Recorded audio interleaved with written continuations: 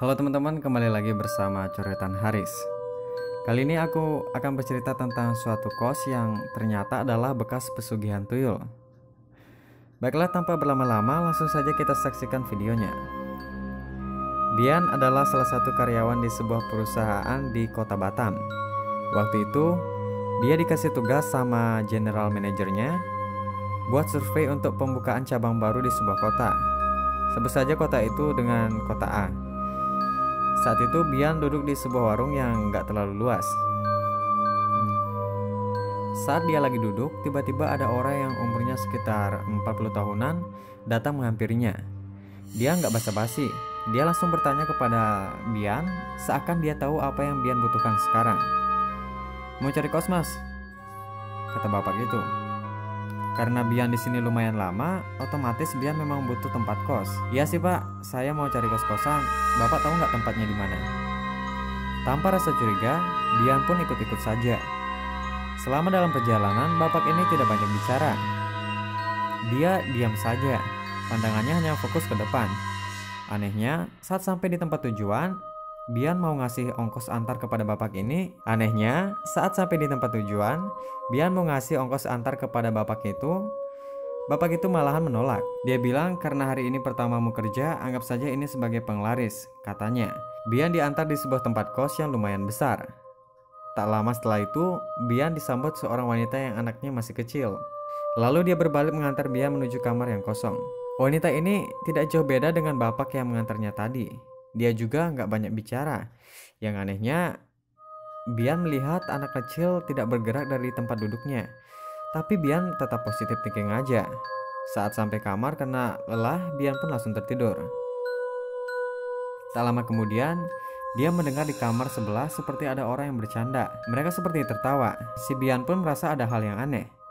Kemudian klien Bian pun meneleponnya. Sontak kliennya itu kaget ketika mengetahui di mana Bian tinggal. "Kamu beneran tinggal di situ?" katanya.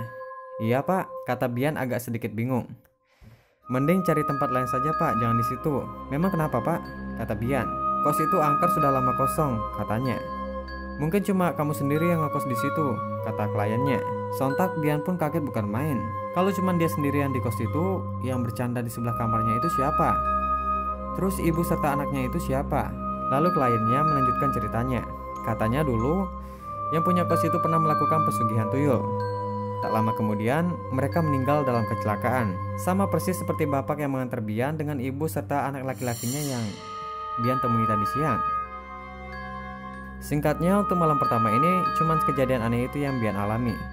Malam kedua, dia sama sekali tidak mengalami hal-hal yang aneh.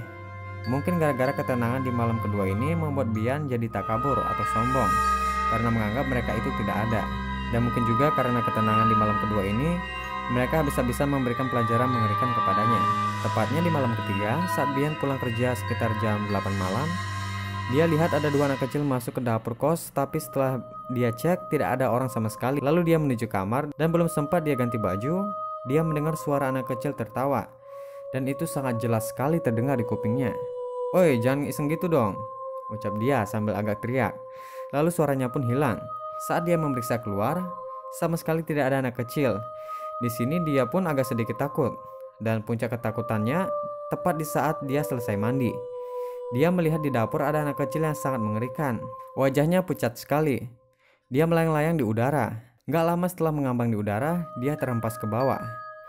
Anehnya lagi, anak itu langsung hilang. Saat dia mau masuk ke kamar, pemandangan di kamar 10 kali lebih menyeramkan daripada yang dia lihat di dapur tadi. Bagaimana tidak?